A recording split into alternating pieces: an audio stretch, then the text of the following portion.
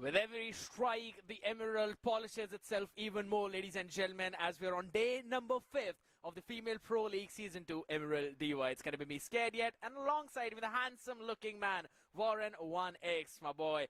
How are you doing, by the way? And talk to me about where did all the extra hair go? Looking fly, by the way. Thank you, first of all. Second of all, I bet the games today will be fly too. And third of all, yeah, all the hair, they get sacrificed ritually just for the sake of me getting the title. But yeah, I finally have at least one title on my name. So I'm not just a caster, I can also call myself a bachelor.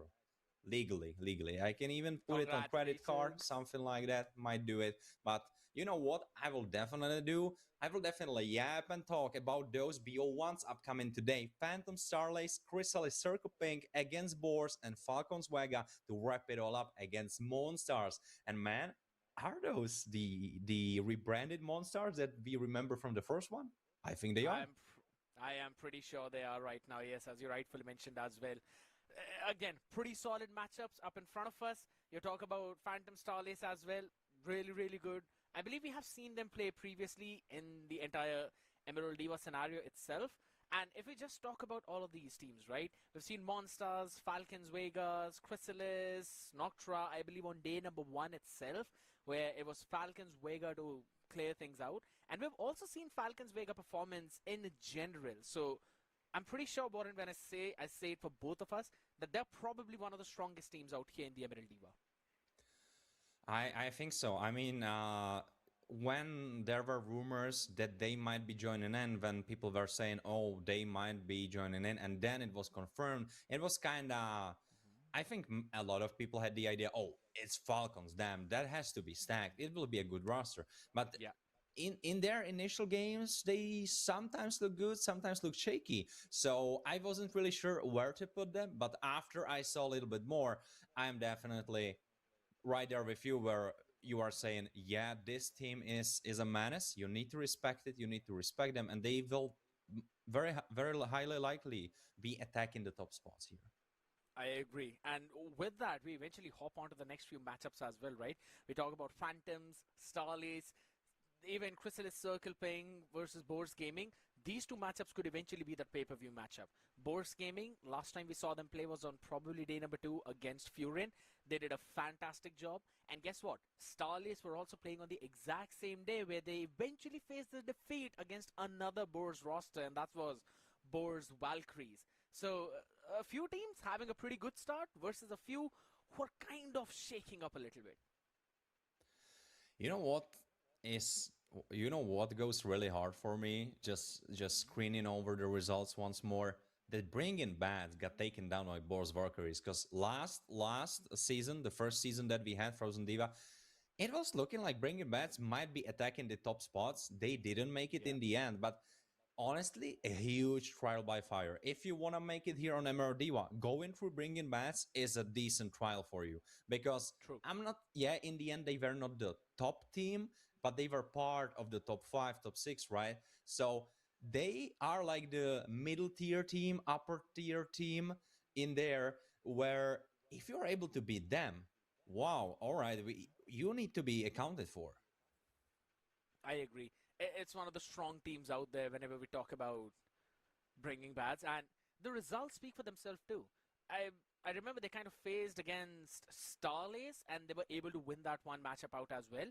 It was a 1-0. Since we're having all those best-of-1 games right now, ladies and gentlemen, it's quick. It's a do-or-die situation in every single one of them. Yes, it is a long marathon if you compare it with all the games that these teams have to play, but every single matchup is a sprint, and that's what you've got to deal with. Scared, it's beautiful. It's beautiful. It's so pretty. I knew about it. I knew that, oh my god, it's so pretty. Scared, I will take it in and you will take the talk. Go for it. You know the pronunciations better than me though, but all right. I remember. Yet, you know what? I'll read onto these pronunciations first again. But there are a few changes in this entire roster. But they're finally back up again right now. On the other side, when we look at Starlace, Lore, Yukina, Kricha. Yeah, they just messing with us. Like, this is a crazy nickname. I'm telling you, mid lane for Starlace, you're a crazy lady out there. come on, give us Kacha some level break. 55. That's a Yeah. that's a diabolical nickname, man. I mean, all right, man. Whatever name they really want to go with right now. And on the other side of the spectrum, though, once we look at the entire roster of Phantoms, they've got a few players back from the previous season, right? They've stuck with those players and they've added a couple of new mixes as well. So I'm pretty excited to see how they are going to perform. And we've been talking about their previous results as well, right? Phantoms, they've been a little bit iffy, but it's totally fine. I kind of want to see what they've got to bring on the board right now in the Emerald Divas. Yeah, but back to your first point that you kind of started all your talks that we were listening to for some part for now.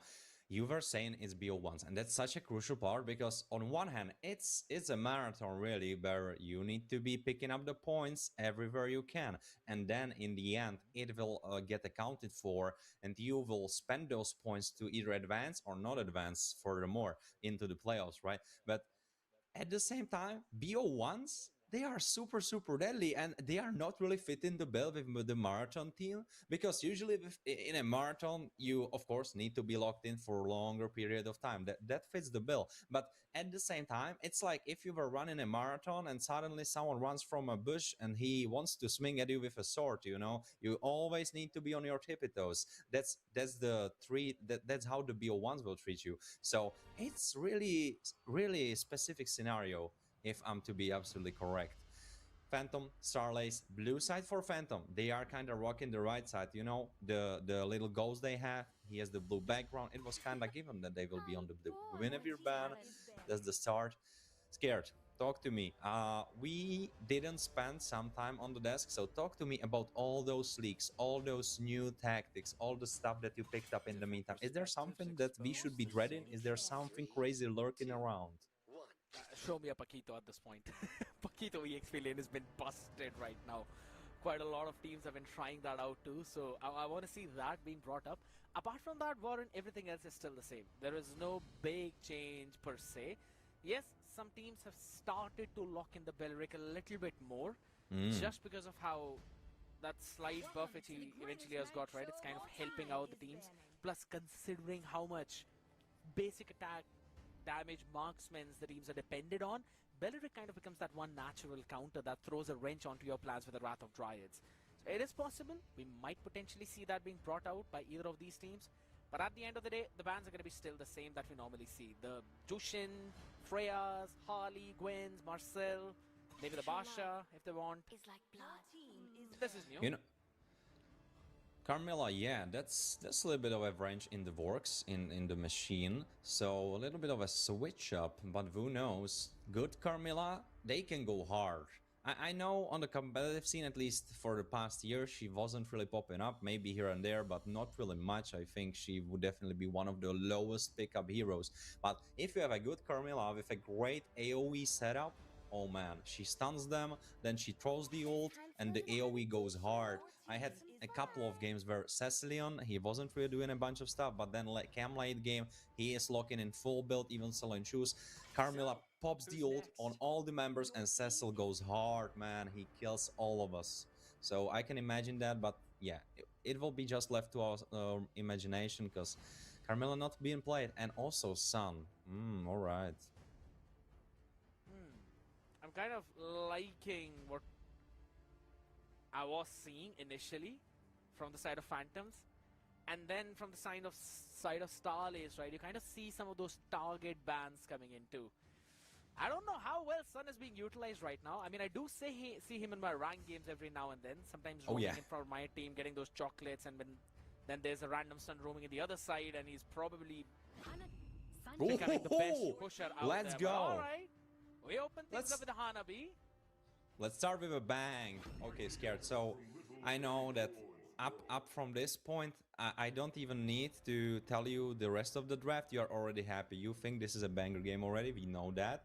And we also have Balric that you were mentioning before. And I wanted to get back to the topic because you were saying that he is very dangerous to auto-attack heroes. Yes. But he also, the way his passive is phrased, probably a lot of people know that, but maybe some don't. His passive works even on like damage from abilities. It's just like there is a threshold that you need to do enough damage, and then it pops. So even like Lapu, when he is throwing hands, when he's throwing his sword around, and Balric standing in front of him, you will be looking at a death recap with 2,000, 3,000 magic damage from this guy alone. That I agree. That has been one of the key factors out here, right? But on the other side, Edith being locked in now. That's going to be interesting from Phantoms. Oh, it will. And he explained Edith, that's the thing. But picking up a Zetyan instead of a Jushin. Oh, What if she's wrong? Yeah, You think she's XP? It's an EXP Edith, yeah. I've been seeing Edith pop up as well. I mean, at least in the South Asian scene, I did see Edith being picked up. Did not win the game, but definitely the entire team was actually winning. Right? They threw it at the very end, otherwise they would have won. So I can see the idea. I mean, after a little bit of a break that I had with casting, because I had to focus on my studies, just like a week or so, I'm liking the new drafts, spicing things up. But, maybe it's just the quirks and the outlooks that will definitely come when you have a purely female league, where you can have many tactics, many ideas that might not really come up on the other side, right? Maybe it's that. Maybe maybe Edith will be picked up as well. I'm really excited about the Edith because I have a super strong connoisseur, my friend, who loves Edith with all his heart. He wants to play it roam, mid, jungle, XP, everywhere really. So, give me that. Yeah, and now with the first few picks being done already, a Hilda Bellerin on one side. Now, Warren, I'm going to throw this question on you. Do you think it's an Hilda EXP or is it a Belleric EXP? Because both of them can work for some reason, and it is a nightmare for a Hanabi to play against tanks like these. It is. And also, if you look at it, Starlace, they can just throw those two beefy guys and girls, Belric and Hilda, and they can just run at Hanabi, and no one can really stop them. They are super tanky, and they can kill her. And even if you kill one, probably the other one can finish the job. So, dealing with Hanabi, as far as dealing with Hanabi goes, oh, they are being banned. Well, if that's the case, I think it's Belric XP. Because I feel like Hilda wouldn't really struggle as much. Like, she would struggle, but not as much. So I think it's Hilda on the roll. I mean, either way, it's going to be a nightmare for my Chinese. That's the straight up thing. And one of the big thing is, Belleric doesn't even need to hit Hanabi. Hanabi can simply try and kill Belleric and she will kill herself. Thanks to the Trinity and the passive that the dude brings in on the table. If he makes up a blade armor, good luck. Scared, but you know what's the crazy part? That the double hits from Golden Staff will make it even worse because of how the passive works. Oh my. Yeah, she is. Yeah, my Chinese, she will have a rough time, but Xborg, he can help out with that because he is good into the jungler because he can aim at him even when he is camouflaged. Also, he can shred Hilda, he can shred Belric. So I think this is a smart pickup. And at this point, I think so. I want them to lock in either the Hylos, just to make sure that. Or Minotaur. Understandable. It's gonna make the Daiyu-wing of the Amon even more difficult. So that kind of makes sense. Plus, you have got a bit of setup potential as well. You need something that can actually frontline for my Chinese as well as Melee. Right? That's the main thing. So, Gatui picks up the Minotaur. Kind of like it. Pretty solid pick. On the other side now, Kagura can throw the wrench in the plans of Phantom, to be honest. That could be a really, really nice pick. Or is it Changa? Oh, it's Changa, man. Okay. A bunch of damage. The machine gun from Changa? Or do you think she will be on hit? Or is that just like nightmare from my brain games? It is the nightmare from the rank games. Alright. I really hope that it is not the basic golden stuff Changa will do. I hate that. I hate that. Well, we will see. You've seen those reels on Instagram where they put this random sound of a dude saying "Rrrra," and then the Changa's just hitting every single person. Yeah, oh yeah. That yeah. destroys the head, man. That's crazy. But you know what's for sure? Edith will be hitting a bunch of people. This new skin, rocking that, Yeah, she'll be definitely hitting a bunch of people. But the big part is that there is a lot of stuff on the shoulders of the Minotaur. If he fumbles the bag, don't hit the right people, and don't build enough space, it's not gonna work out. Minotaur, he has it in his hands to carry his team together with Xborg. I believe the rest, they are just here for the show. True. Most of that is going to be how well Amon is finding out my Chinese, right? Because if Yeah. Hanabi survives in the fights, it is going to be problematic. And then it kind of is like that pseudo double marksman setup with the Edith going into the primal form as well. It will be tough, but again, there's a ton of range, a solid amount of front line with the pull yourself together along with the revitalize. It's going to be a bit of a problem as well. As ladies and gentlemen, we hop in the game one, match one. It's, to be honest, one game only. That's the main thing. And Yeah. the female pro league season 2 Emerald Diva out here. Warren and we scared out here to bring the action for the evening. Let's see how they start things off. Oh, absolutely. Thank you for the lovely introduction, Skier. But so far, we are seeing classic stuff, classic stuff. Melissa kind of helping out. Did we see it? Nah. For a bit, I thought that we are seeing some cheeky tactics from my Chinese, but no, kind of chilling. And it's the Hilda on the XP, so I was wrong. It's a Belric roam. And now Changa, oh, look at that, Scared. Yeah, a bit of a back and forth out happening, but none too problematic. It's just those early few exchanges. Now, normally I would say the Changa should be able to clear the wave along with the Belleric though, but Malaya can just simply poke the heck out of her and she could deny those minions. So the river control will still go in the hands of Phantom. Hold on, the taunt was super good. Malaya will have to go back. Good thing she's not going to miss out any of the minions though. Yeah, she will not, and that's one of the weirdest parts about Nightmare. Nah, it's alright, but Yatu!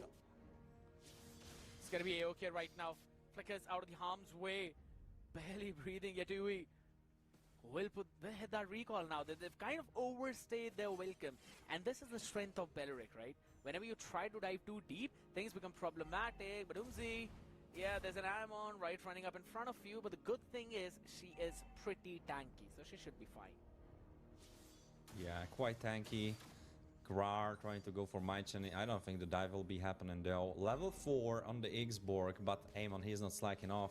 Amon is even kind of rocking a little bit of an XP lead. Turtle getting spawned. But I think the team fight is much stronger on the side of Phantom. If Edith can get her level 4, she just got it. I think this team fight goes in the hands of Phantom if they can play it right. If they can play it right is a big thing, right? Because there's a lot of taunt on Yutui. A knock-up. The Earth Shatterer out here, everything dropped down, there we go, Blasting Insanity dropped into the mix, Turtle secured, First Blood, Yatui makes Sudzune as well, getting the second one out in the open.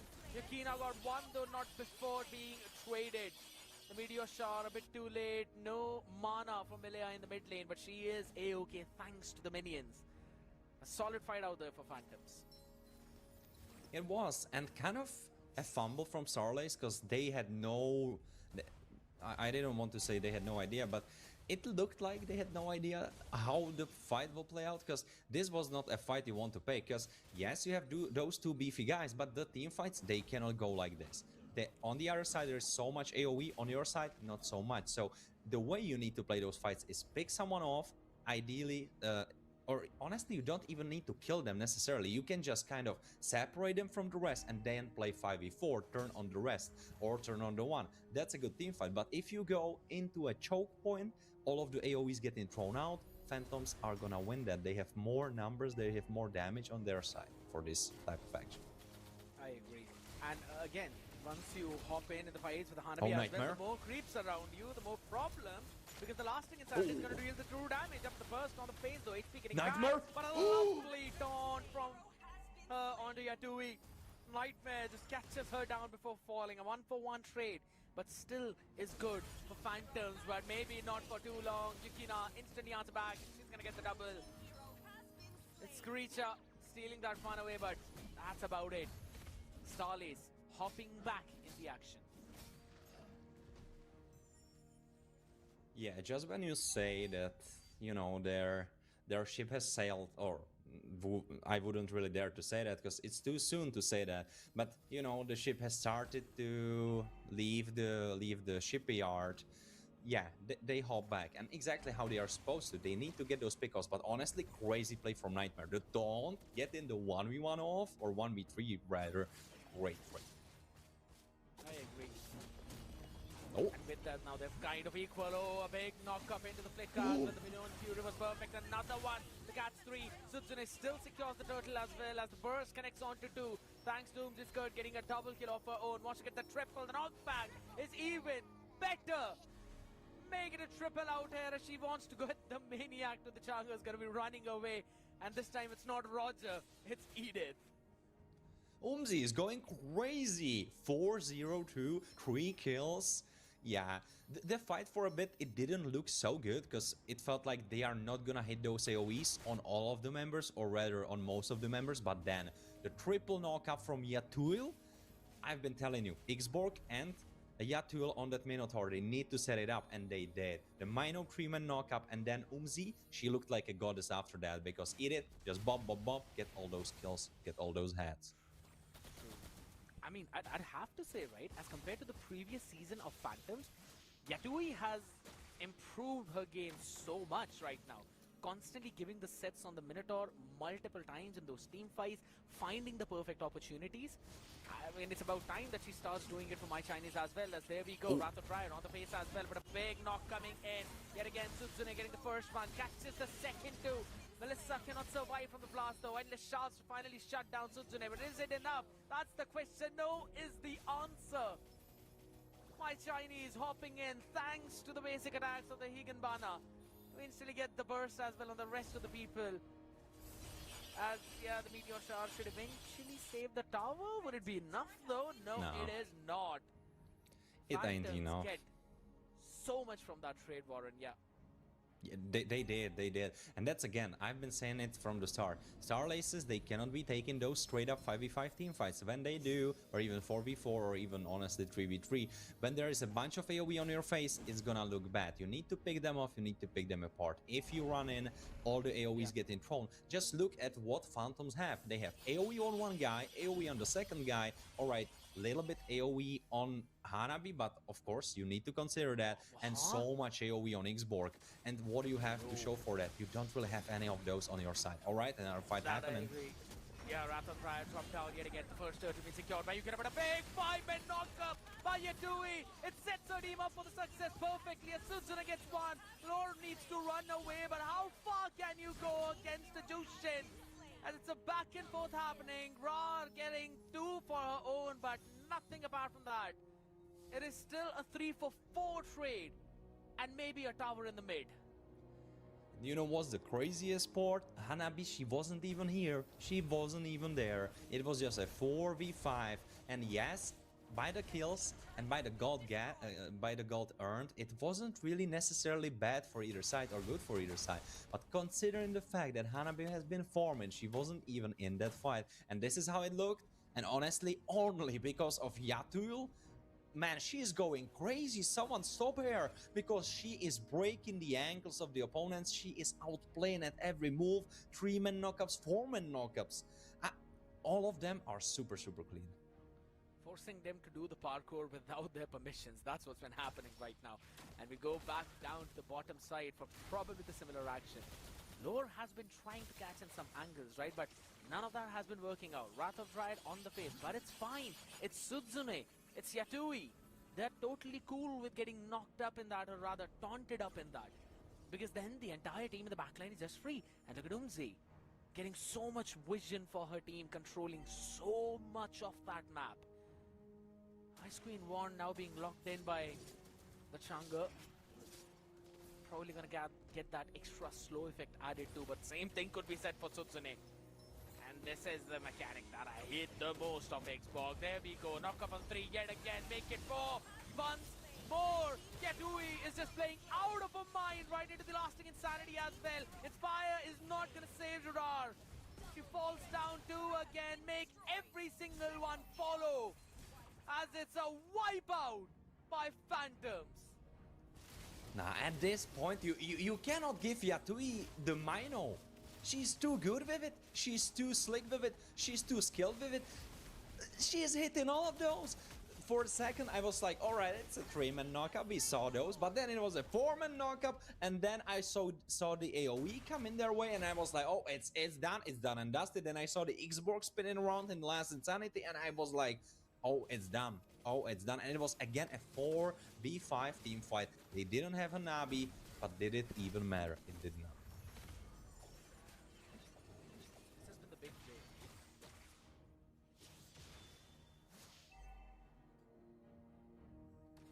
Oh, it's happening for you too?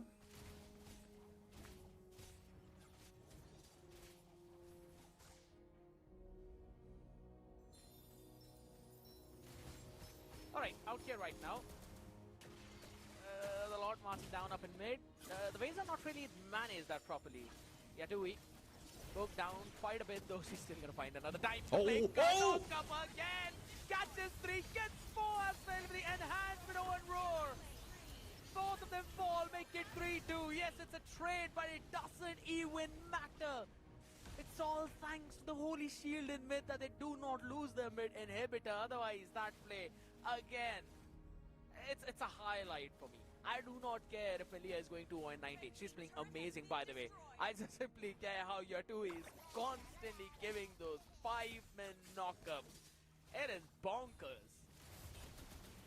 And honestly, of course, maybe if I would analyze, go a little bit deeper, maybe I would come to the conclusion that Sarlays are kind of making it easy for her. They are standing in the wrong positions. Of course, you have to consider none of them have flickers, so they cannot really jump out of it. If you take their heroes, they don't really have that many dashes. They more so just run around. But still, all things considered, I'm just getting crazy energy from Yatui. She's throwing the hammers, she's knocking them all up. The last play with the last smash into the flicker, of course everyone saw that combo happen, but all things considered, and this on top of it, Yatui, she's my MVP of this game, and I don't think anyone will take that away from her. I agree. That has been one of the big reasons now. Alright, Boris. Looking at the items, no Trinity till now for Zerar. She is still making the golden staff, and as soon as I say it, she just completed it. So maybe this is the time she finally starts getting activated, right? But the problem is, now My Chinese has already got the Malefic gun. She will have the extra bit of range, and you can already see the struggles of Nightmare playing with a Revitalize and without the flicker, that she cannot surprise Wrath of Dryads you in an awkward position. You will see it coming from a mile away. Yeah. And I think so that's gonna help out Phantoms a lot more. Absolutely. I think she should have been rocking the flicker, because we saw that. And you look at Belric and you know exactly what's he gonna do. Okay, he's gonna speed up, yeah, but you see that from a mile away, as you were saying. But with that flicker, there is the surprise, there's the X factor. But without it, it's super hard. You need to be lurking in those bushes. You would need a setup. But if you look at Starlace, I will say it again, I'm like a broken record, but they don't have the AoE, they don't have the setup for the team fights. I agree. If you normally look at that, you know, Wrath of Riot becomes like one of the best ultimates technically to disrupt the enemy's formations. Oh yeah, with Flicker, it can go crazy. Yeah. You bait them, you let them go in, you flicker into them. Oh, it can go crazy hard. Exactly. But with the Revitalize, it's just the lack of mobility that eventually hits this rover, right? Blade armor completed right now from lore. I think so they'd be able to defend this one considering the side lanes are not pushing, but maybe I said it a bit too soon out here. Earth Shatter will drop down Primal Form onto the face as well. Another 4-men knockup! Yatui sets a team again with a mega kill for My Chinese. They wipe 4 of them with only Dra remaining on the Melissa. She defends it for now, but I think so you can call it an end. It's a 1v4 defense. Minions from 2 different lanes. Still 9 more seconds for the rest of the wave to hop up as they're targeting the Crystal right now. And they will call it an end. Phantoms close out the series. And this is probably the first time we are seeing them close it out in such a dominating fashion. Absolutely. They look reborn. They look like they got it right this time. You know, scrims were going good for them, or the coach, or like, I don't know, there was something, analysis, something going on, because they look fresh. They looking great. And Yeah, I think if someone was to make a count, or sorry, not a count, but check all the knockups that she did, I think she didn't do a single one where she wouldn't hit more, two or more people. I think I there agree. Yeah. wasn't a single time where she hit only one, and that's just that's just crazy. Of course, they were winning big part of the game, so yeah, but still, all of the ults, all of the knockups, always hitting two and more, and this was a superior factor why they were able to win in such a dominant fashion. Because you were saying other players played super well as well. Yes, that's true, but Xborg and Minotaur, they were setting it all up. If those two weren't there in the right spots, all the team comp would fall apart. I agree. And this was the entire composition idea for Phantoms, that they're going to play group up and then they're going to move forward in the game. They're all cool with, constantly taking those 5v5 fights. Yes, they were having the Hanabi, my Chinese clear out those side lanes, but that's about it. Most of the time, it was the 4v4s, it was the 4v5s that were happening. So the only way to counter this group up strategy is for your team to push the side lanes. The split push is basically the only answer to this comp.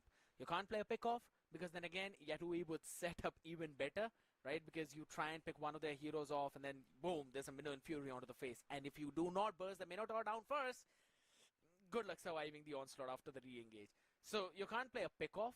You cannot go for the poke as well because it's going to be the same idea again. So the only thing that helps you out up here is if you go for a pseudo poke split push comp, which wasn't really how Star Ace wanted to play. So that's the thing.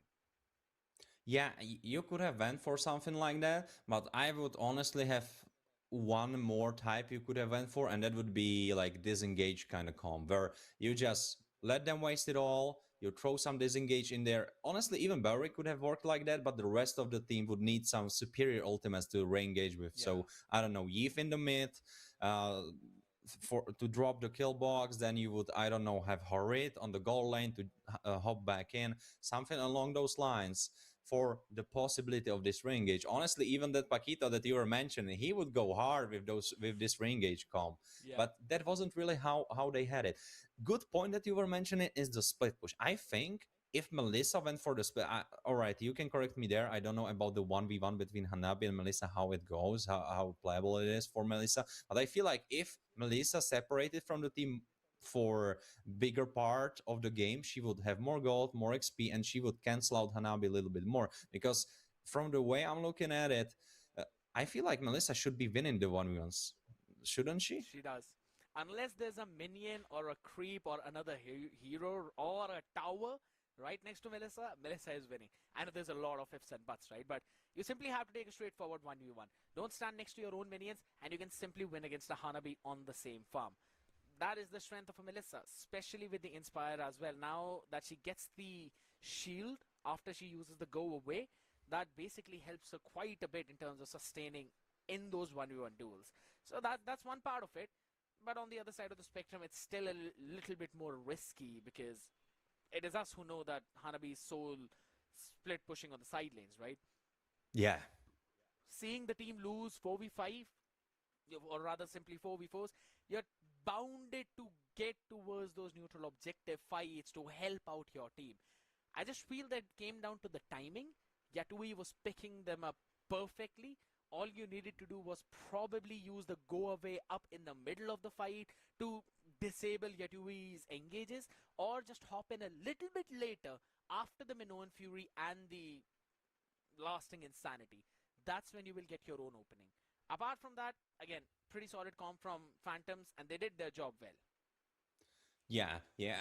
But if I would have to prolong one of your points a little bit more, I would add on to that with the disengage, Melissa could have kind of went with the idea that she lets Mino hop in, but then she splits apart the rest of the team. She drops it in their face, not in the face of Mino necessarily, but in the face of the others. And then it would be just Xborg, it would be just Mino in the front. You focus Xborg, you throw down his HP, he doesn't pop for back.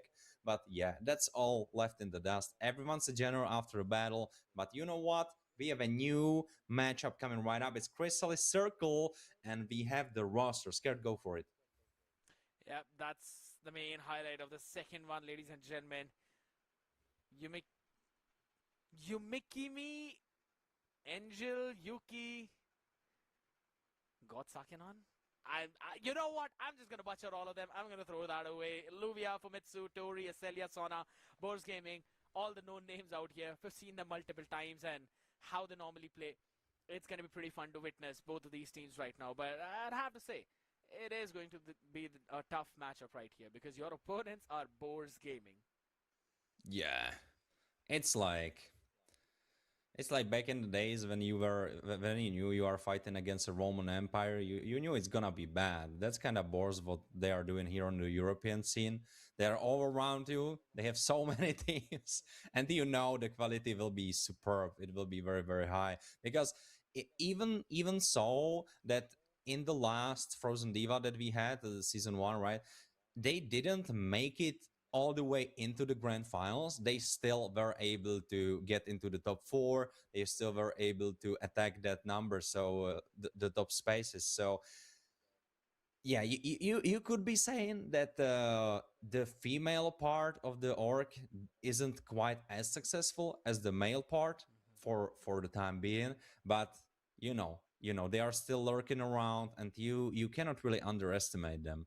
And if I'm gonna be absolutely brutally honest about the Frozen Diva season one, the victors they were just on a different level. They were just super super good. So honestly, no shade to the others who didn't make it through because it was superb. And honestly, we know that this season will be even more stacked. So right, True. scared. But we are having this matchup that's coming right up, and we were talking boards, we were talking their opponents. How you feeling? How you feeling? Do you think it's really, really stacked? Do you feel like it's more even-ish? How you feeling? Because, and I will just add on to that, so you know where I'm coming from. But I always felt like Boar's female roster, this one is the strongest one they have. But then Boar's Valkyrie started showing up, and Boars females they started shaking up. Some things went wrong. It wasn't really working out. So I don't know where they really stand. Last highlight for me was Fumetsu, so I'm looking out for her.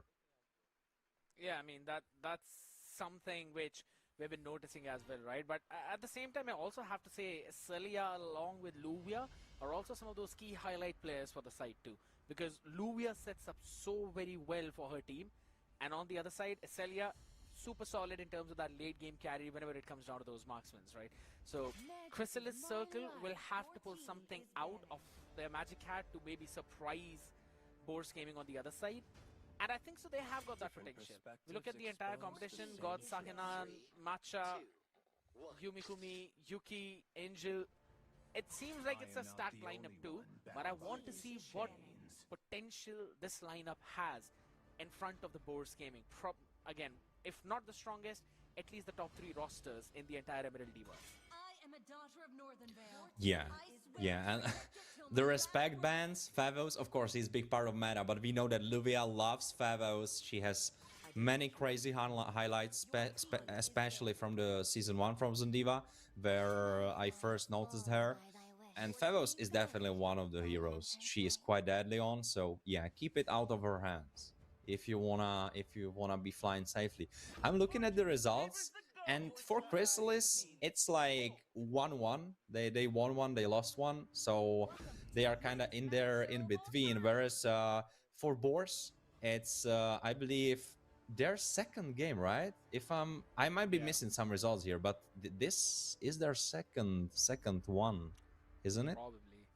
Either the second or maybe the third, right? But Yeah, the it main might be thing the is that they third. have been, yeah, they have been playing pretty good. So right now, in terms of the coordination, we know the team has that. It all falls down to the drafting phase and how well you hold it down. Because let's be honest, a Harley against a Claude sounds like a good shout. The Eve, though, that's something. Now I want to see the answer. Whenever and consider me sold to Chrysalis Circle's draft. Well, if Guinevere didn't have the hotfix that happened some time ago, where her jump, the movement that she has a mini stun in the first part of it, where kinda if you get hit by the AoE, you already are in the AoE, you get the knockup. That wasn't really here before. So if this wasn't the fact, I would say that Guinevere is not really gonna do much into Eve because you can just block it. But with the first part being a micro stun, I think it might work. I think it might work even into Eve, even though she has that CC invulnerability in the ult. I think it still might work. And the big thing is that Guinevere is a very solid flex pick.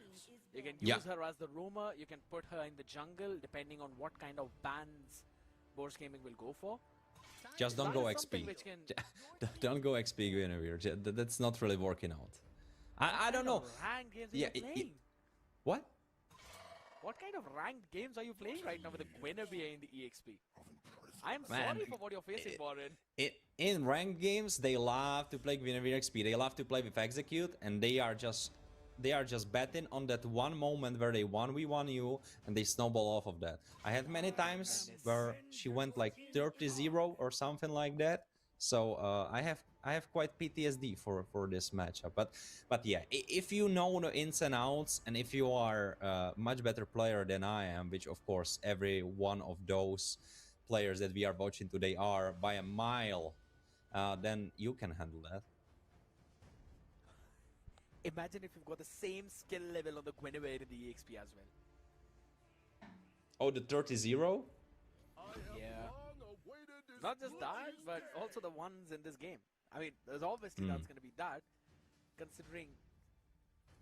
It's Luvia. That's a special. I think Sunford is really well known for liking to pick Lapu into Guinevere. Yeah, probably it will not be XP Guinevere, but just throwing it out there. I know he really likes that matchup. And to be honest, the Lapu Lapu fits pretty decently in this composition as well. I believe the only other thing that's going to be better... It is XP Guinevere. Or wait, it can be a Leo XP. Why would you put a Leo in the EXP when Leo jungle is literally SC? He one shots the waves with the first spell. You can cut with it. I mean, he does, but you need tankiness in the EXP right now in this meta. But how tanky is Guinevere really? I don't think really for this scenario specifically the case is not really strong. I agree. On the second of it as well, once I look in from different direction, you've got a pretty solid roam with a Khalid, and then you add the Leo, which is a fighter jungle, and it's going to be more tanky as compared to the assassins. I think so Guinevere can be cut some slack in that EXP lane, right? You can go with the concentrated energy, add in the Winter Crown, maybe go in for the Brute Force or even the Queen's Wings, which can fit pretty decently in this lineup. And you also give a lot of room for God's Sake to work with. Or is it God's Sake None? I don't know, man, because SAK in Japanese is pronounced as sake. Yeah. It's the rice wine, right? It's a rice wine. Yeah, it's the rice wine, yeah. But here it's God's sake. Yeah, who knows? Who knows? But you know what we know? This is the second matchup of today. It's Chrysalis Circle against Boars Gaming. Bringing out people. Drop the hashtags. Which team you rooting for, and give some hype for the ladies. And also give a follow to ESEL for bringing out all of this action, ladies and gentlemen. Don't forget onto that whatsoever. You might as well receive a few gifts out there during the live streams, maybe some giveaways out there, but look at this mid pressure. This is what the Zetion along with the Khalid brings us on the table. The constant poke that comes in. You can kind of missed a minion out there, so not get level 2, but I think so it should be fine. Yeah, she is level 2 now. Angle kinda on par with Harley. Oh, this will be. Alright, Angle, she got it. Is it an Angle or Angel? Well, it depends. If she is German, then it's Angle. But if she is like from somewhere else, it should be like what you are saying. I think so. I'm gonna just simply call her Leo Mode. That's a cheeky one. The jungler of Chrysalis. That's the smart move. Well, you know what's not a smart move? The 1v1 that Luvia took, because oh, the Guinevere, she's getting her head. Yeah, it's a first blood. Yumi Kumi getting the first blood scared. I'm sorry for stealing that one from you, but it happened so fast I had to talk about it. Take it all in this game. I'm totally fine with it. Either ways, right now I want to focus down if Mitsu can actually hop in with the deadly magic though, because she is level 4. So Yuki will have to play carefully. Otherwise, this snow would be melted. Oh, Fumetsu. Oh, the deadly magic, it will pop her right off. No, not really, because there was the shield, and now Khalid trying to get some kills himself, but needing to run. Guinevere here with the knockout, man. I've been saying it. Violet Requiem into that, and you cannot run it out. You cannot run out of it. You are stunned. You are locked up. How many seconds? You are the nerd for the math. How many seconds can Guinevere lock you for? Probably 2 to 3 seconds, maybe. That is a bit. That's juicy. It's pretty long. It's forever. It's all I'm gonna say, dude. Yeah, in the Because terms once of you get knocked out, you're MLBB, pushed 3 down. seconds. Probably forever. you. Yeah, probably you can finish a university in that time. Don't know what kind of degree you're gonna get from that, but all right. Well, Yeah, I the agree. esports player bachelor, of course. Scared you are Shut laughing up, about get it, up but right they now. no, you are laughing about it, but they are creating. I think in Korea they are making like esports schools. You literally like have a esports ship, you know, like internship, but for sports, but for esports, and they are trying to like teach you Oh. League of Legends or like something, you know. Bottom. Oh wait, Yumi Kumi, yes, she got picked off. No, man. Just when you praise, and right now Xona getting killed too, so it's a trade. But honestly, XP laner for a roamer, yeah, that's Better than you nothing. know. Better than nothing is all I'm gonna say right now. The good thing is that Leomord is still a level ahead of Fumetsu on the jungle. And if there's any other jungler that can pair up well against a Harley, it is the Leomord. You have a decent amount of tankiness. You can farm really fast around the map, can kind of match up Harley into that. And on the other side, you can basically surprise anyone with a Phantom Steed, as now it comes off of cooldown pretty early. But the main thing of focus for Chrysalis is going to be this Granger in the hands of Acelia. Right now, Gods has been stopping her pretty well. But for how long is that going to happen? Because the snowball of Acelia will start in around 5 minutes. Or maybe even sooner. If the Sky Piercer stacks gets stacked up, she can go crazy. That's always the thing with Granger. And her completing her shoes right now, does that mean she has the Hunter Strike completed, or is it the Sky Piercer completed? Because I didn't quite catch that. But we will be having a fight, so we will talk about it. We will discuss all of that later. But right now, Genius Bond completed for Fumetsu 2, so a bunch of damage. Luvia into the bravest fighter form, trying to go for Yumi Kumi, but Yumi Kumi still surviving, but she's kind of low. She can't really join Matcha, trying to go for Celia, but Acelia, she is surviving all of that. And I think I saw the execution from Sky Piercer, so I think Acelia has it. She'll try to snipe. Oh, a bunch of damage coming from Chrysalis. Getting Fumetsu, Sona needing to run, and the fight that looked kind of good for Boars, it ended up into a disaster, I would say. Divided in 2 different fronts, as Chrysalis was stopping down anyone from hopping from that mid-tier 1 towards the turtle, thanks to the blazing duet dropped by Gods. And on the other side, you had the Phantom Steed from Leomord destroying everything on your face. So that's, I would still say, a pretty big win for Chrysalis. And this is why I said, right, that this lineup has got a solid potential. We are yet to see what these girls are bringing on the table. So Boars Gaming will have to be careful right now. Oh, they definitely need to be. Acelia needing to flicker out of that, but Matcha getting killed for her cryings. But you know, Roamer for a try and keeping Acelia on her toes, she needs to be careful, and it's putting pressure on her. I will take it. I think it's fine even.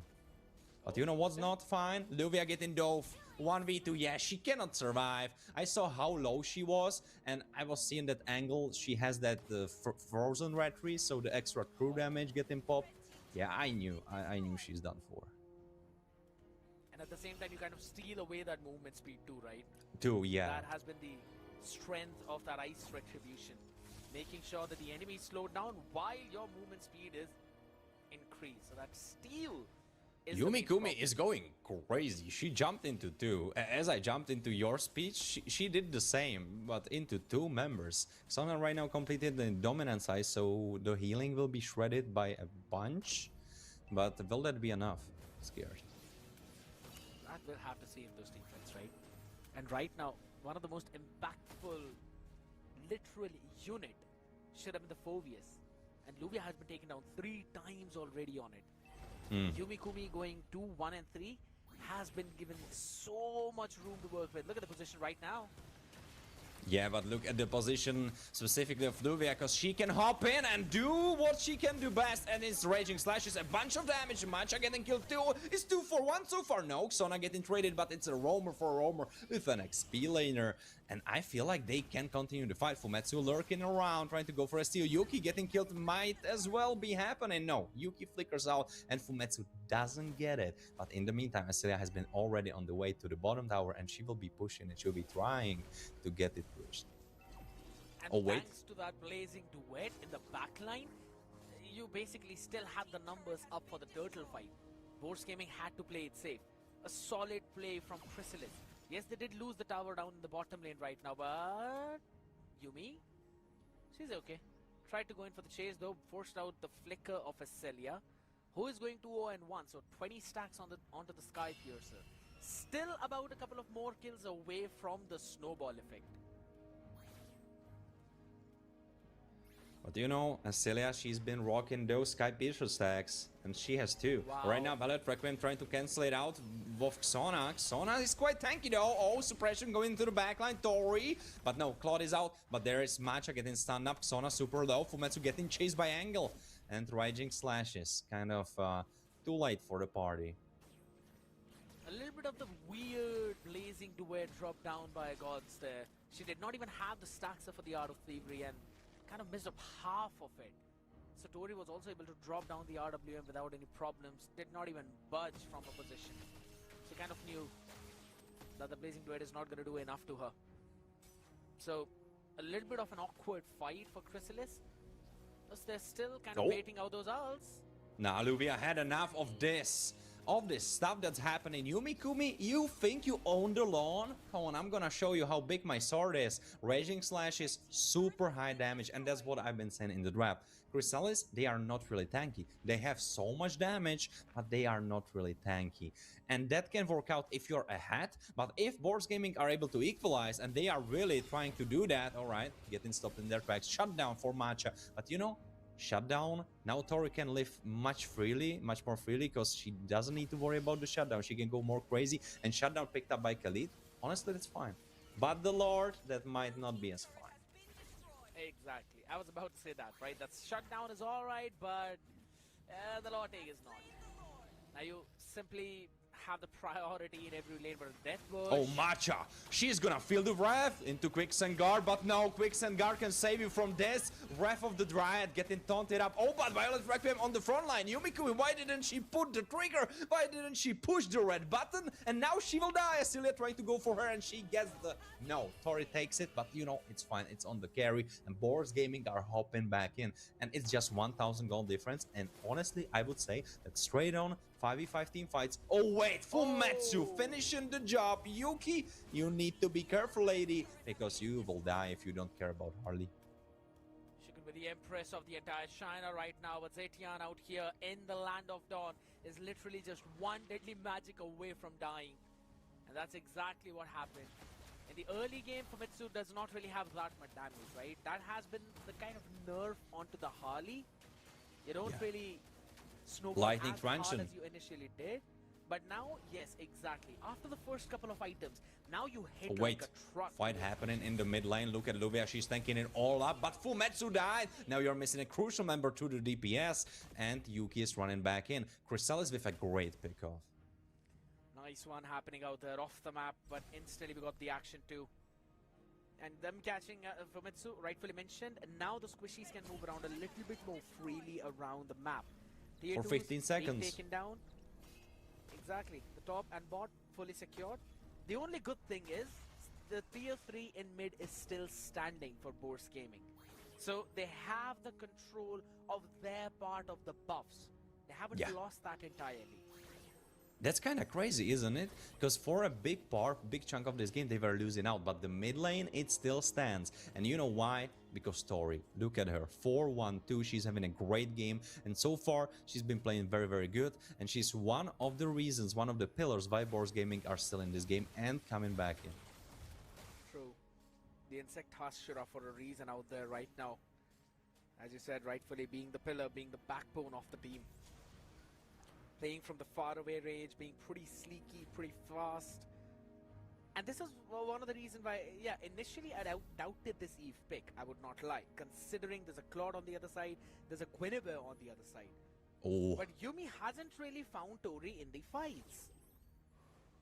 Yeah, but you know why I said, oh, scared. Yumi Kumi, she has the item. She has Queen's Wings. And with this pickup, she's gonna go crazy. But right now, Luvia trying to go crazy for Angle. And the stun! Let's shake her Angle! You are done for! You are dead! 2000 deadly magic right now. Violet Requiem getting Fumetsu in the backline. Blazing Duet getting Asilia. It's a trade. 1 for 1, then 1 for the second one. And 2 kills for Chrysalis, as they might be thinking about trying to go for a Lord. Maybe, but they'd have to wait at least 7 seconds or 8 seconds to make sure that Leomord hops in, and that too before Fumetsu. It is flying clouds though, so you've got to be really careful about that timing. But guess what? I don't think Sports Gaming are even interested in taking that fight. You don't want to flip the it. first shutdown? Yeah. They might have what? What?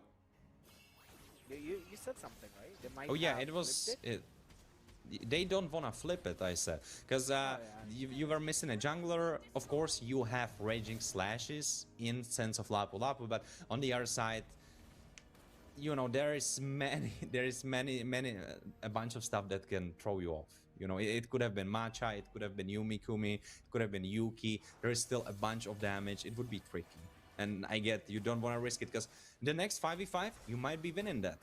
The last one you lost, okay, but this one might be different. You still have a lot of strong picks in your hands. But this entire composition is being run around that re-engage potential. Again, it's a revitalize in the hands of Sona. The same thing that we talked about in the previous The flicker, one, man, yeah. Exactly. There is no surprise factor for Boars Gaming. You know that if a Belric is on your face, she is gonna do the Wrath of Dryad taunt on you. Yeah. And you can simply dodge it. Yeah. And this is such a different scenario than the last game, because so many dashes on the other side, so it's even harder. Oh wait, Yumi Kumi trying to go for that backline play. She tries to one-shot Tori, barely alive. No, she lives. It's Fumetsu actually who dies. 2 members already getting picked off. Chrysalis jumping in for the throats when they saw the opening. Yumi Kumi doesn't have the flicker now. 3 members against 5, against the Lord, against 6 members of the team. All right, Lord has been taken care of. Angle trying to tank it all up. Tori, she needs to do a bunch of damage in the kill box. Sona trying to taunt them all. She's still alive. Tori doing a lot of damage with the revolve manipulation. Angle almost getting killed. Tori still alive, Angle dying, but the base will die before that, because Chrysalis taken by storm. And oh, non-believers, you must be hella surprised. I mean, this has been what Chrysalis has been doing in this entire Emerald Diva, ladies and gentlemen. Winning out on multiple fronts, multiple days. Against Noctra, yes, they faced defeat, but against Furin, they won. And if I'm not wrong, even that's been one of the big plays of the entire lineup of Chrysalis. This is crazy. I love what they did. I agree. It's not something that we were expecting, but they literally won in the draft. Yeah. And you know, it's kind of crazy, because now what I've been saying for Boars Valkyries, that kind of they got the trial by fire and they beat Bringing Bad, so we know that they are in the upper echelon of the teams that we have here on Emerald Diva. The same thing just happened just now, because Chrysalis beating onto Boars female roster, Boars gaming roster. This is it. This is a trial by fire. Right now, we can safely say that they are in the top 4, in the top 5 here, because beating up Boars, that's the first step that you need to take. You need to beat this team that might be around the topper part, but right now you beat them. Of course, still a BO1. Maybe BO3 would have been different, but I have to say, I don't really feel necessarily that... All right, Luvia, she got outplayed a lot. She didn't really have a good game, or you could say that Yumi Kumi had a great game, on the other hand, rather than saying that Luvia didn't have a good one. But other than that, Tori playing great. All right, the Belric with the flicker, I would like that to be a thing. Maybe that's a little bit of a sour taste in my mouth. I mean, it's not just you, right? Even I think about the exact same thing. That, yeah, I kind of wanted to see the Belric with a flicker. That is something which kind of feels like it's a little bit more surprise on the table.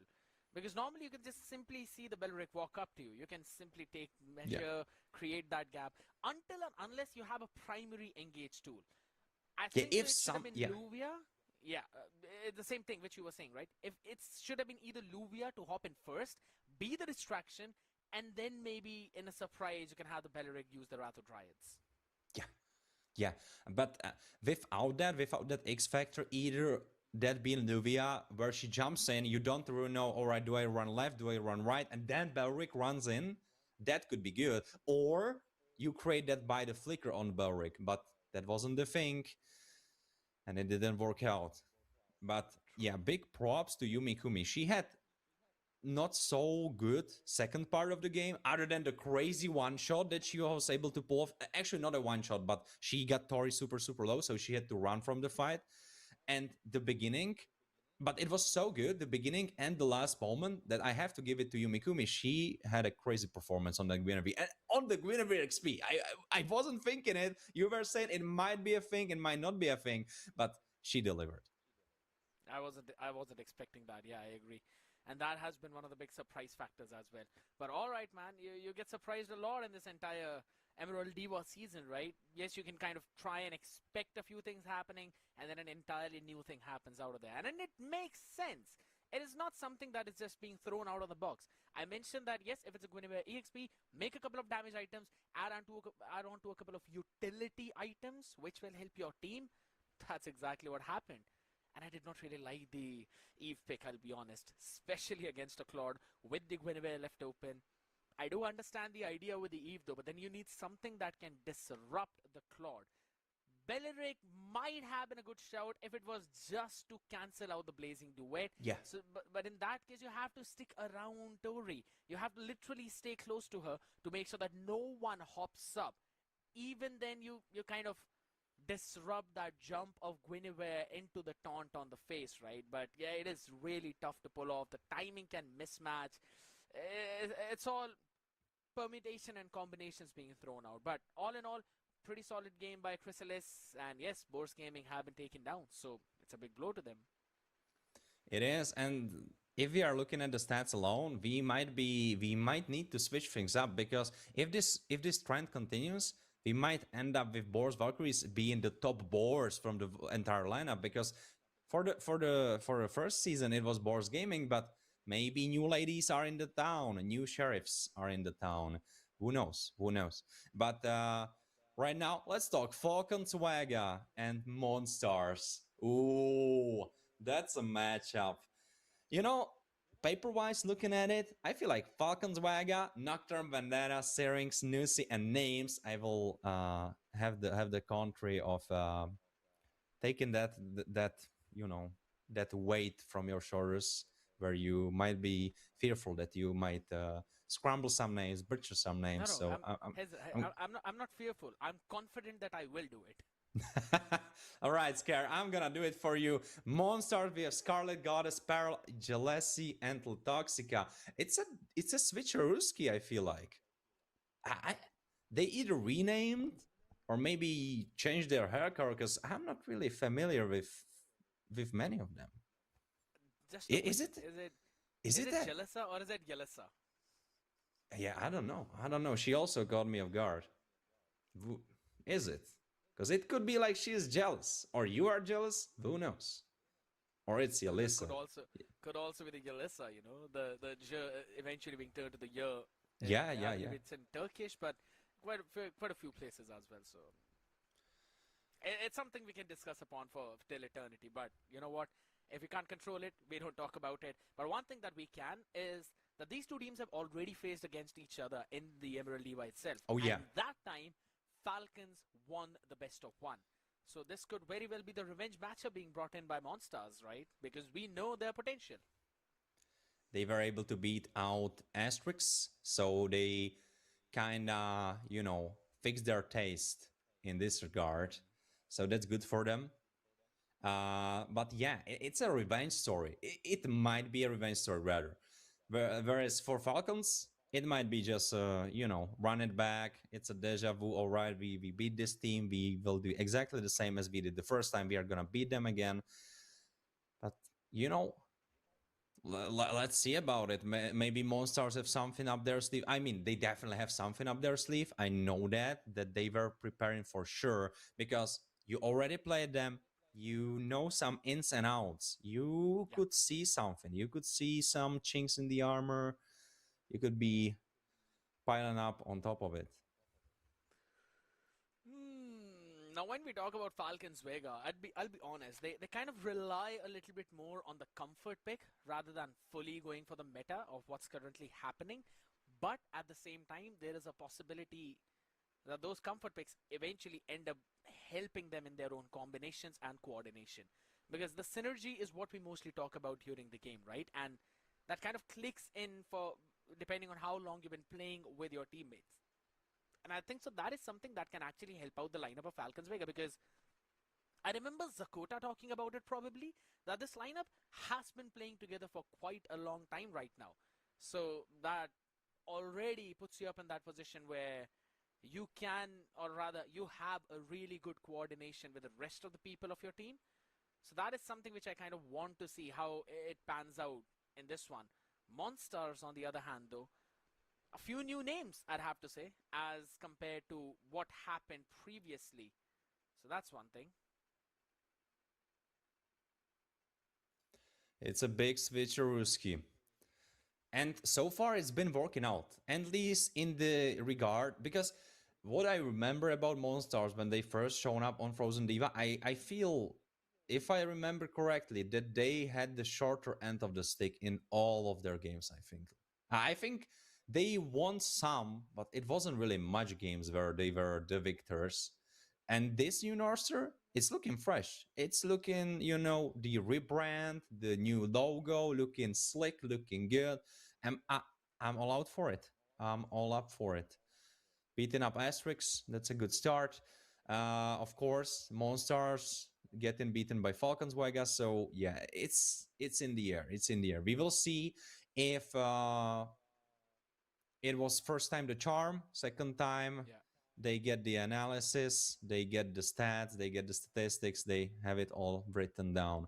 We will see about that. true. It's going to be a fun matchup. That one thing is Oh yeah, definitely for sure, right? Because for the previous games, that's exactly what we've been talking about. A few surprises happening here and there. Phantoms winning up against Starlace 2. You'd have to say this Phantoms was looking rejuvenated Phantoms. yeah. Yatui on the Minotaur, outstanding performance. Rest of the team following up even better, especially that Xbox 2. Perfect lasting insanities hopping in. Then the next game, Chrysalis. Man, I was not expecting them to firstly win the draft. I thought it's going to go 50-50. But then on top of that, they ended up dominating Win the the game. entire game. Especially with the Guinevere in the EXP layer. Like, Yeah. that was top-notch performance by Yumi. Yeah, Yumi Yumi. Kumi, Yumi yeah. Kumi. Yumi That's the Kumi. name you are looking for. That's the lady. And she's been playing great. She had a lot of that. Honestly, even with the mid game flopping, she had all the DNA from my rank 30-0 Guinevere's. Crazy early game, get super, super fat, carry the team, then flop in the mid game, and then go crazy late game, get one pick off, and win out the game based on that. So honestly, all the Yeah. DNA was there. Maybe she was looking, watching the stream. She was like, all right, I have to do it exactly like that. So hey, maybe that was the idea. Who knows? Who knows? But you know what we know? We know that, yeah, I'm looking at you. I think you are not really subscribed, are you? Fix that. Come on. Drop the subscribe, drop the like if you didn't already, because you definitely want to be watching more of that action. ESCL has a bunch of stuff happening. It's not just this. It's not just Female Pro League Season 2 Emerald Diva. It's also Unbroken. And also there are some rumors. I'm going to let you in on a secret, guys. We know you were talking about fast caps. You were saying that fast caps are super good and you want them back. And I heard they might be coming back. So stick around, so you might get All yourself right. into some. And well, scared on since we have a little bit of time right now on our hands, did you see yin rework, a little bit of a rework hotfix? I've been seeing the Kaja reels, to be honest. Oh, I Kaja haven't too. seen the I Yin didn't rework. get to it yet. Very I just nice. know that he's gonna fly or something. Yeah. I just read the text of the spells. I didn't see them in action, but recently, just I think like 20 minutes before we started the broadcast, I saw that Yin is going to have some changes about his first spell. Do you think? Did you catch that? And do you think it's gonna? I don't know. Bring him I mean, into competitive. Do you think that? explain me the yin changes though, because I've been too hung up on Kaja seeing him Oh. finally utilize the wings which he were given, Mm-hmm. and now he's kind of busted as well with the Divine Judgment. Just saying. Did you play it on Hopefully the we advanced change. server, or I how haven't, you have I the haven't. info? Unless it's a Hanabi buff on the advanced server, I don't open it. All right. I played Kirara. I think so. That's what she's called, right? Kirara. Yeah, Another the new ninja one, from the the new lady. Yeah, KDR Rebellion. Yeah, mechanical, the new crazy lady. hard. That's the one. Yeah. Dude, I absolutely love her. Especially the idea. You know what? Call me a nerd at this point, but every hero from KDR Rebellion has got a unique mechanic, which no other hero has. And Maybe it's super fun to play with. maybe they are getting paid extra. Maybe maybe it's in the offices. Is Quoted that one reason. guy who just makes those, and he's like getting paid 50% of the whole office. That's his paycheck, and the rest need to fight for the scraps. Who knows? Who knows? Maybe that's it. I Who mean, knows? think of it. Think of it, right? You've got Hanabi from there. The basic attack bounces on different targets. That was the most unique mechanic when she came out. Hayabusa running around with the shadows, Ugi shadow kill on one person. A lot of fun, yeah. Yuzhong freaking turns into a dragon. Oh yeah, that's And that's great. if And he has four it was spells. that was I don't know if he was exactly the got first. four I don't know spells. if he was the first one to have four spells, but he's No, one of Lunox had it. those. Lunox had it. Yeah. I mean, Okay. two of her skills were technically with the same CD. So in that regards, if you are talking just about independent skills, it was Yuzhong with the four unique skills. But yes, there was Lunox already. And if, by the way, people in the chat, if you think there was another hero who also had four unique skills before Yuzhong, then hop in the chat and type it out as well. Maybe correct us out there. But then you look at the Yuzhong, you're like, all right, crazy. You look at the Lu Yi, shit, he is around half of the I've map. been waiting for too Then long. you look at Ling, he lives on walls. Who has that mechanic? And the best of all, 1-1 flies in the air. She's the only hero while she can dash around with a basic attack and hit the weaknesses. Every single hero from the KDR Rebellion is insane. Since you tied them all up nicely into this nice bow, into this nice knot, I see a pattern here. I think the guy that's making those, or the lady that's making those, she or he has a lot of fun. I think testing out those has to be a bunch of fun, because all of them are pretty impactful, pretty special in a sense, where because there are some heroes where you play into them and it's not really changing much. All right, maybe it's this ult or that ult, but the laning phase or like the skirmishes are kind of same. But all of those heroes from this guy specific, from this dev, yeah, he's cooking. True. That has been one of the highlights for me out here, though. But looking at the bans, straightforward, straight up, no different changes apart from a carry this time around by Falcons. We've got Falcons Vega on the left side, ladies and gentlemen. Monstars onto the red. Goddess, Yelesi, Pearl, Scarlet, La Toxica, Fight. Nushi, Nocturne, Syrinx, Vendetta, and Names. Hilda taken out though. I don't think so it's going to be a Freya ban though, but I think it could be a Harley. Why don't you think so, that it might be a Freya ban? Because banning out Karid is kind of giving me Freya vibes. Really. I mean, Phovius as well, there is. True. Or maybe just leave everything open and pick and choose. But in that sense, I think you would just end up with Freya against Favos, and that's a headache.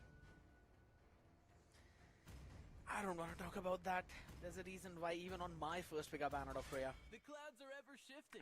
I genuinely don't want to pick a Freya whenever there's a Phovius on the other side.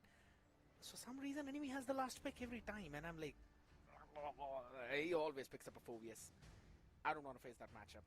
And I'm pretty sure that these teams might also have the same idea though, but they've got a different vision of the draft. Zetian taken out, Sora was banned on the other side, a bit of target there. Now normally we'd say this is a Freya, but I think this could be a Harley or a Marcel. Oh, talking bans or talking picks? Ban. Hmm. Am I that boring, Warren? Oh no. I just wasn't sure if you mean that or this. It's okay. I know you don't listen to me, so it's fine. You ignore my messages Huh? as well. Yeah. Huh? What are those? What are those personal attacks? What are those insults, man? Come on! I always listen to you. You know goddamn right that you are one of the few casters I actually I aim to watch your casts. So come on. You cannot do me like that, Scare. Wow, that is so sweet, to be honest. I wanted to pull your leg a little bit, but then you get so honest, and I'm like, oh, all right, you know what? I'm not gonna do that. I apologize.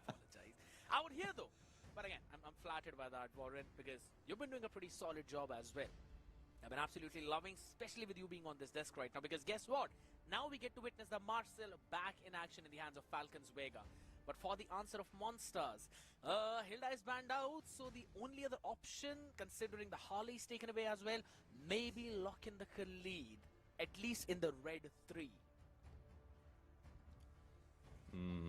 Yeah, I catch your drift. I think it's really logical to do that because, alright, Freya makes a lot sense. But now you're kind of opening yourself up for the possibility of a Favos pick-off in the XP lane. And you are making it so easy for him. Because Favos, he doesn't really mind Lunox. Yeah, if Falcons Vega are not going Favos, I would be really surprised. It is possible that they might pick the Valera as well for themselves, right? Because there are a couple of picks that I know work extremely good against the Marcel. One is the Khalid, and the second is Valier. I remember God Believer playing the Valier, and that dude single-handedly destroyed the Marcel. But what am I seeing here? Thank God I'm not seeing him here. Among the plains exists the Yeah, the thing is, Masha rework didn't really happen yet, so careful. Wait for that. When it happens, I think she might be competitive ready. I think she might be competitive material. I don't know, even right now, I think so she's like a really good one-shot thingy. Like, yeah, you do lose a couple of bars of HP before you even join the fight to kill a squishy. But by the time that happens, you are ready with what? A second thunderclap right on the face, and you just two-shot any squishy up in front. That reset of the HP bar, it kind of helps you a lot. So you like go 1 for 1, but then the enemy doesn't have a marksman. So that's something. But I do like the Baxia being picked up here. Pretty tanky, natural counter to the Freya as well. Yeah, The heals. anti-heal. The Croc could be a big problem. Grog could be a big problem, but similarly, of course, the draft is still going on, so there might be some changes. So it might be more complex than that. But from what we have right now, Grog will have a big task in front of him, and it will kind of make or break in his hands. If Peril isn't able to deliver and stop either Marcel or Baxia running on the targets of her team, if she's not gonna be able to do that properly, it's gonna all crumble apart. Because the engage, no one's really there for the disengage. Monsters, they either need to lock in something for the jungle, which will help Grog to stop the invaders, or Grog will have a big job. True. And now looking for those potential gold lane bans as well, right? The Beatrix, she's been pretty annoying. Plus, we have been seeing her pick rate rise up slowly and steadily. Fits really well in that killbox composition, especially with the Bennett's Rage inside the RWM and the Nibiru's Passion. But I personally like to play Wesker. I'm nasty, yes, I know, but the lifesteal, it actually helps you out quite a lot in the tricky situations. I just took the meantime to get myself back to the draft that Falcons Vega and Monsters had to kind of see some similarities there. But nothing much, really. Nothing much. The only similarity we have so far is Grok being picked up, but he wasn't really picked up by Monsters. He was picked up by Falcons Vega. So it looks like they were looking into it. They had a plan. They have a plan. Because this Grok going in their hands, of course, yeah, Marcel has been picked up. So maybe I'm reading a little bit too deep into that. Because, yeah, you didn't really have a choice. But you know what's funny? We had Carmilla there, by the way, on the side of Monsters. Didn't work out, but we had her there. Since we were talking in the beginning of the stream that she's not really played so much, but she can go crazy sometimes.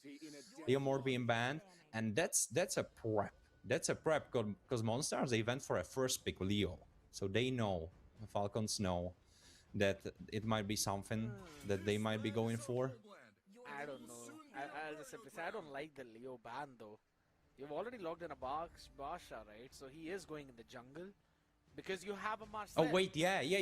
Well, what am I saying? I wanted, because the way I saw it was Leomord banned from Falcons, not Leomord banned from Monstars. What's going on, Monstars? Scared?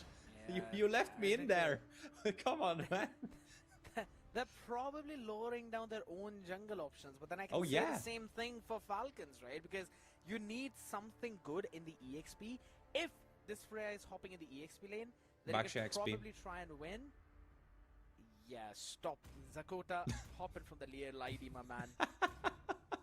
Wait, if it was Zakota, he would have been shouting, go at Dyroth. Go at Dyroth, go at Dyroth. Dyroth is so good. Dyroth is goated. I mean, he might be. Times I've heard it from him. Yeah, no, Warren, do not do this right now. We are not seeing a Dyroth in the Oh, EXP lane. Paquito. Oh, come on, let's go that. Because, you know, looking at what Monstars have, if you kill Lunox, if you kill Freya, they have nothing. They have nothing for you. So I would really like Paquito. But of course, Esmeralda, a little bit more of a safe pick there. I don't know. I mean, if you want to go for a safe pick, might as well go for the Phobius. You can even trigger a little bit of that passive charge from the Terizla, especially with the penalty zone. You've got Grok as well who dash around. You've got Lunox as well with the Chaos. Scared, but you know what they say? They say that real women, they go Paquito. They don't go Fabulous. They don't chicken out. You said that for the very first time ever. No, I've been saying that from way back. Way back being 10 seconds ago. 20. Makes sense though, but I absolutely love it. Paquito, the rework is amazing because the best factor of this thing is that you get the damage reduction on your jab, or rather it's your enhanced skill, right? So you can use the jab or you can use even the heavy left to get that extra bit of damage reduction. Yeah, I don't think so. You'd rather want to go with a double KO strike right now. So that is one thing. Double jab, that should be the way to go right now. But for the goal lane, something to pair up against the Clint, I would have loved a Brody, considering you need an early game damage, a little bit of shred. But yeah, he gets destroyed in terms of the range against the Eve though. But against Clint, he matches up good. But Toxica going in for the safe pick of Claude, and Warrants, it's exactly as I predicted. Freya EXP. It is. It is. That's a spicy one. I know. No. Oh, it's not. Freya jungle. Yeah, it's Freya jungle. Yeah, because we have Terizla. Scared. I've been completely huffing the fumes with you, man. We were on some gas here, because yeah, of course it's Terizla in the XP, Freya in the jungle. But you know, as far as XP heroes go, Paquito is kind of good into Terizla, because the way his passive works is that he really thrives when he is put up against DPS type of damage, but the burst damage, he doesn't really like that, because if you give 2000 damage in one punch, then he has basically no reduction towards that if he is on full HP. And then you do the second punch when he's like half HP, and he basically gets not such a value from the passive. So I really like that, especially into this matchup. It will be, though, very, very strongly in the hands of Nocturne. Nocturne and Names, those are the playmakers for Falcons Vega. If they cannot deliver, it's gonna crumble apart. I agree, and this is going to be the picture-perfect play out here, ladies and gentlemen, happening in between Falcons Vega and Monsters. Falcons Vega have already won this matchup previously, so it's kind of like a revenge happening in for Monsters, and let's see if they'd be able to bring themselves back up right now. Oh, wait. Good Guardians Barrier onto the face. Snooki, she's going to be running back to safety Vendetta. though. As Pearl is pretty low, but Vendetta, as you rightfully mentioned, hopping in with the Shield of Unity on the La face. Toxic. La Toxica almost She down with lives! the enhanced jab, but barely breathes. As you said, she lives. Holy smokes, this Paquito can be such a detrimental tool right now. He can be. Nocturne, great rotation. Utilizing what really Paquito is good at. If he is winning out the matchup, which mostly he is, then you can rotate. Because if you are not playing ranked, usually you're not really gonna catch off guard your opponent in the XP lane because they know the damage. You are not gonna outplay that. But if you rotate, oh well, then you can find angles, you can find rotations, you can find an invade or something like that, and it's exactly what Nocturne has been doing. I think she got a second gold grab by now. I think this is the second one for her, so she's blitzing through the levels so far. That is true. And again, it's such a fast-paced lineup from Falcon's Vega, right? How difficult it will be to catch. Nuki on the Marcel. Nocturne is going to clear out the wave really quickly with the enhanced skills. And by the time Scarlet flips her hammer, swings her hammer once, you don't have any wave on your side. Because it's been cleared by Nocturne 5 minutes ago. Look at it. Yeah, look. She just clears the wave out after the one hammer of Scarlet.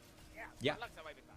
Yeah, that's the thing, as you are saying, because Terizla, he has the damage, but it takes time. In the time, where Paquito one-shot someone, it's a first blood. Nocturne getting that. Scared? La Toxica bursted down, Scarlet falling up. It is a bit of a disconnect from Monsters. A couple of people positioned off in that pit, eventually taken down. And now Goddess left away the orange buff though. Wants to go for the fight as well. They become the Chaos Strike into the RWM, and everything just flips up well. Double kill for Nocturne. She's Yeah, 4-0. she gets stronger in the night. You could call her Dracula at this point. She is 4-0, and she's like Dracula from Castlevania, if you saw that series. Because that Dracula has been overpowered, and Nocturne, she is quite overpowered. 4-0 on Paquito. That's crazy in ranked, but in competitive, that's diabolical. It will be so hard to come back, and this Terizla, I don't want to blame. I wouldn't even blame Scarlet if she's thinking some rude words towards her team. You know, like, come on, what did you do? Why is this Paquito 4-0? What happened? It's not even like that. Nocturne has killed just one person, right? It's a couple of times La Toxica falling, one Scarlet and one's Goddess. That's literally what's happened. Every single kill is going in the hands of Nocturne. And now she's blitzing through the armor of Scarlet. Hold on. Too deep. The golden armor into RWM. Everything's going to be hopping on top of them. I never knew you could stack up the RWM on top of each other, man. That is insane. Goddess just blitzed down in a second. And now, yes, there was the tech charge on the face, but I don't think so it matters. Blazing Duet, way too far back. You get snapped out with a snapshot on your face. Unstoppable for Nocturne. La Toxica can do nothing but kite away. And this is the speed of rotation with a Paquito on the EXP. She is 5-0. She is really sprinting away with the game at this point. It honestly, a Hunter Strike. What's gonna be next? Blade of Heptasis? What's gonna be? Oh no, Malefic Roar, right? That's what usually you go for the second. I agree. Yeah, that could be the thing. With a Clint though, Names is gonna have such a difficult time building into the items. But once she does, yeah, you won't be surviving at the HP that Pearl did. So you've got to be even more careful. Because this is just the damage from the RWME. Not even any main damage dealer out there showing up. And by main damage dealer, I mean Nocturne. Yeah, she is basically the damage dealer. She is the damage for Falcon's Vega. And she will be for quite some time. With this super spicy star, with this super spicy snowball, oh, Terizla 1v4. Yeah, that's a good luck, Scarlet. It's like the Terizla facing the Monian Empire, eventually getting locked up in the jail, and now there is no Alice to free you up. There is not. Unfortunately, you are rocking that Freya in the jungle, and so far it's not been working out. I'm at a loss for words because everything is crumbling apart for Falcon's Vega. Yeah. Nocturne a bit too outlet out there, man. Just too far away in between four people. Wait, she did? Yeah, she did. Look at the positioning out there. She tried to burst down Ulysses. Her flicker was on cooldown though in the meantime. And again, that BMI just helps you kite so well. So that shutdown going in the hands of Goddess should give her a decent amount of farm. Yeah, but this alone will not really seal the deal yet. You still 3,000 gold difference. Oh, goddess. Yeah, this could be a bit problematic right now. We'll still be fine. No golden hour committed as of yet. So we're all back to ground zero. You need to slow them down. If monsters can put the brakes on Falcon's Vega, slow them down, I don't know how, but somehow, well then, we might be looking at a game. But if they cannot, it's just a slaughter. And right now, it looks more like a slaughter, at least so far. But yeah, the slip up from Nocturne, she cannot be doing those. And she will have harder time doing those, because she has the Gold Rose Meteor right now. Smart move, smart choice. Oh, La Toxica taking a ton of damage out there. Even Names is going to be annoying you with a quick draw as well as... Oh. The Swan though, hold on a second. Nuki. Oh.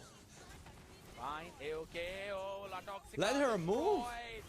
There's the jab on the face now. Brilliance will save the life of Pearl for the RWM along with a quick draw. It is just a bit too much for them to handle. It's really hard, it's really rough. And the problem is that when... Oh, wait. This could be tough right now. Everyone's got to run back to safety. Pearl was taken down already. There we go. Shield Unity did not catch anyone. So Monstars will be safe. But the tier 2 in the mid won't be. It won't be. It will be dealt with, and Falcon's Vega are so far really sprinting through it. And the problem is that late game, it's not really that easy for Monstars. Even if by some miracle at this point they are gonna make it into the full 6 items, 5 items late game, I don't even know if it's so straightforward, because they have Goddess in the jungle, so she is not rocking Vengeance. That's big part why usually people don't go Freya in the jungle, because then she cannot have access to Vengeance, and without it, she might get bursted down before Valkyrie's Descent, and even with Valkyrie's Descent, since she is mostly built in full damage and some HP items, maybe defensive shoes, you are kind of squishy. Of course, sometimes you can slip in the Chastis, maybe as the 4th item, as the 5th item, make yourself a little bit more beefy, but you definitely need those 3 first items for the damage. And Goddess, as I said, she's in the jungle. She has Froze Retry, the Freeze Retry, and that's not really making her more tanky. I agree. That's been one of the big things. Let's see how they can eventually hold it down right now. Oh my god, look at that passive stacking about 3 people. Nuki has been relentless. And this is what I said when I was talking. Falcons have got such a fast lineup, man. It gives me the vibe of Jerry from Tom and Jerry. And Oh yeah. you're the Tom. You just can't catch that rat. Yeah, you smacking around, but no one's really there to smack for, and right now they're running in. Oh, yeah, RWM dropped down on top of them as well. Will it be too deep and dead out there, though they still isolate the fight against Scarlet. As the zoning was phenomenal. And now you have no one to set your team up with the penalty zone. Our Toxica is there, yes, but nothing to use the deck charge against. Is this so it? It is going to be more difficult. This could very well be. The Golden Hour still up ready, but they are not really using it. Brilliance goes down. The damage is out of the world as half the Crystal HP is taken down. And now they're just forced to use all the ultimates. As even the jab connects onto 2. You get all of them out one after another. And Falcons Vega double down against Monsters. They doubled down, they did it again, and sometimes you're waiting for the underdog to come back swinging, to climb back up onto the hill, but this time it's been the villain story. It's been the story of Falcons Vega, smacking around Monsters and not giving them space at all.